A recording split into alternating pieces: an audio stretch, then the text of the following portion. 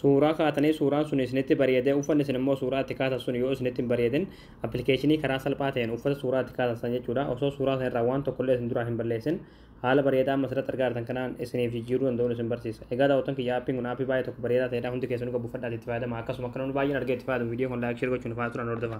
Aappii kana gabbifachuudhaaf as Google Chrome keessatti galtanii achi booda bakka sarchiin irratti tokko kilikni gootu achi booda bakka sarchiin irratti michuu joobis ittanii barreessanii michuu joobis achi booda michuu joobis kajoo jalata suni baa asirratti tokko kilikni gootu ammallee asirratti michuu joobis.com kajoo harratti tokko kilikni gootu achi booda haala kanaas ta'e sifataa asirratti iPhone sarchii irratti tokko kilikni gootu bakka sarchiin irratti qubee maa xaa barreessan achi booda sarchii fuuldura kanatti kilik gootu sarchii gootu achi booda haala kanaas suuraa kana siniiftaa suuraa kana irratti tokko kilikni gootu achi booda aappichi gabbifachuudhaaf sirrii oltaa gadeemtu oltaan gadeemtama dhumaati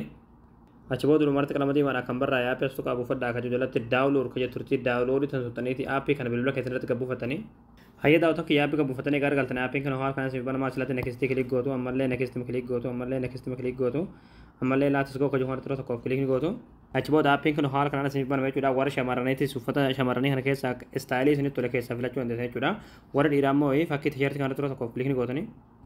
achi booda haala kanaan uffata dhiiraa isiniif jechuudha uffata dhiiraa kana keessaa kan isinitti tole keessa deemtanii filachuudha jechuudha fakkeenyaaf nama kanumarratti filadhee isinitti agarsiisuti achi booda asirratti tokko kilikni gootu achi booda asirratti select photo from kajoo harratti kilik gootaniiti suuraa uffata isaa jiru barbaachisan filatan jechuudha fakkeenyaaf kan barbaadaa filadhu hayya daawwattan kiyya achi booda aappiin kun haala kanaan uffata daadhaa isiniif jechuudha uffata kana keessaa kan isinitti tole kun haala kana irratti dadhabudha jechuudha kan barbaadan keessaa filachuu dandeessan jechuudha haala bareedaa asirratti margaatan kanaan seef godhachuudhaaf immoo fakkii sheerii kanatti kilik gootanii asirratti yoo barbaadan raayitii hundarratti guutuudhaan yoo barbaadan immoo tokkuma qofarratti guutuudhaan asirratti seef kajattu irratti kilik gootanii seef godhatan galanii bilbila keessanii